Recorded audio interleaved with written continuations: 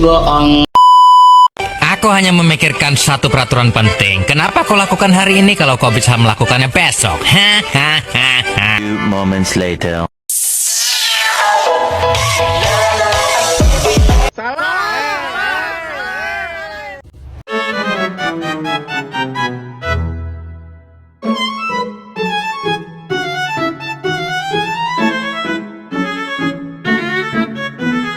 Baik, di sini saya akan membahas tentang pengertian sanggar, tujuan jangka panjang dan jangka pendek, yang ketiga sasaran, yang keempat atau yang terakhir ruang lingkup kegiatan sanggar bahasa dan sastra Indonesia. Ya, kita masuk saja pada materi yang pertama, yaitu tentang pengertian sanggar. Pengertian sanggar bahasa dan sastra Indonesia adalah kegiatan yang mempelajari, mengkaji, memproduksi, dan mengkreasikan bahasa dan sastra Indonesia dalam berbagai ragam dan tujuan. Jadi kegiatan yang berkaitan dengan bahasa Indonesia, misalnya majalah sekolah, majalah dinding, penyuntingan bahasa, kepewaraan, dan pidato. Selanjutnya kegiatan yang berkaitan dengan sastra Indonesia, misalnya apresiasi puisi, apresiasi cerpen, drama radio, dan drama panggung. Jadi secara garis besar, fungsi sanggar bahasa dan sastra Indonesia dapat dikelompokkan menjadi dua fungsi. Yang pertama fungsi sosial, yang kedua fungsi personal atau individual. Selanjutnya kita masuk pada materi yang kedua, yaitu tujuan jangka panjang dan jangka pendek. Jadi ada berbagai tujuan sanggar bahasa dan sastra Indonesia. Jadi tujuan ini meliputi aspek kognitif atau pengetahuan, yang kedua psikomotor atau keterampilan, dan efektif atau sikap. Tujuan ini membedakan atas jangka panjang dan jangka pendek. Ya, kita masuk saja pada tujuan jangka pendek.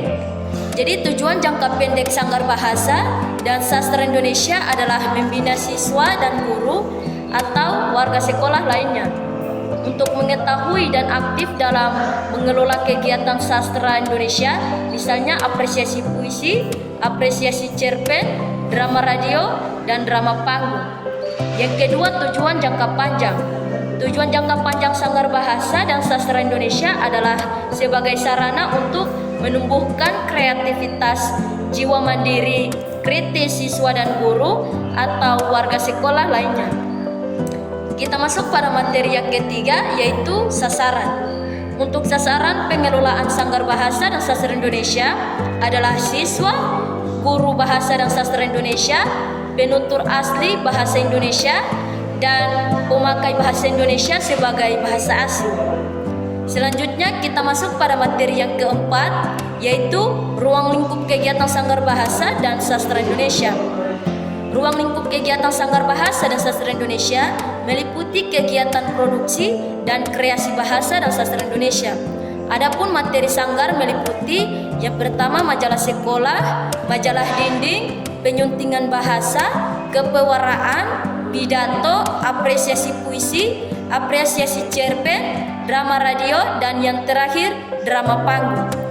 Jadi di sini saya hanya membahas beberapa materi ruang lingkup kegiatan sanggar bahasa dan sastra Indonesia.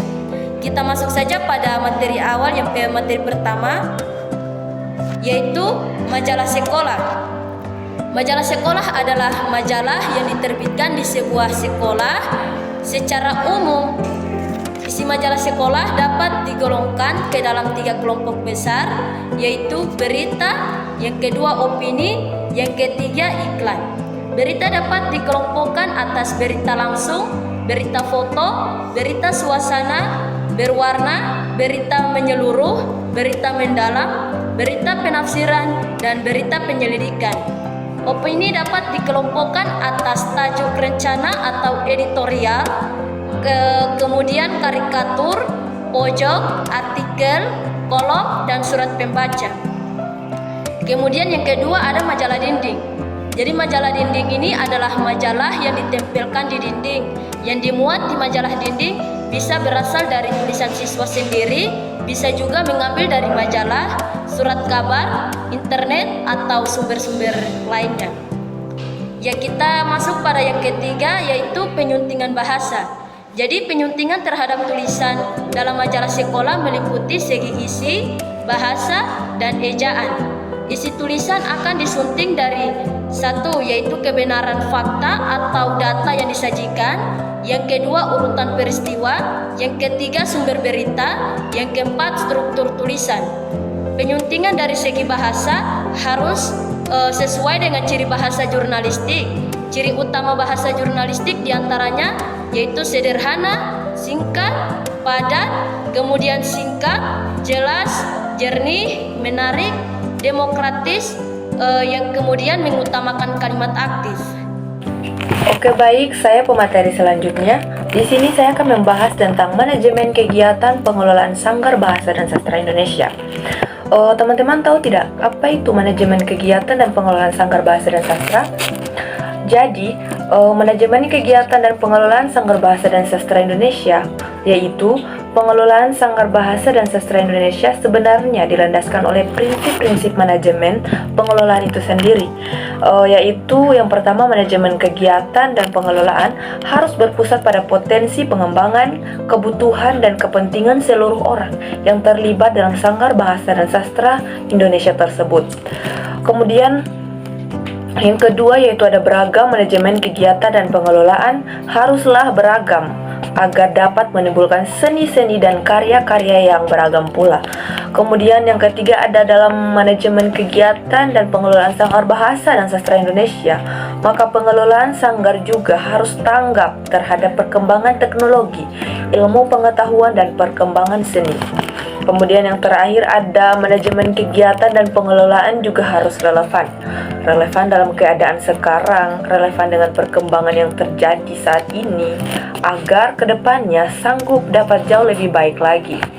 Seperti contoh manajemen kegiatan dan pengelolaan Sanggar Bahasa dan Sastra Indonesia yang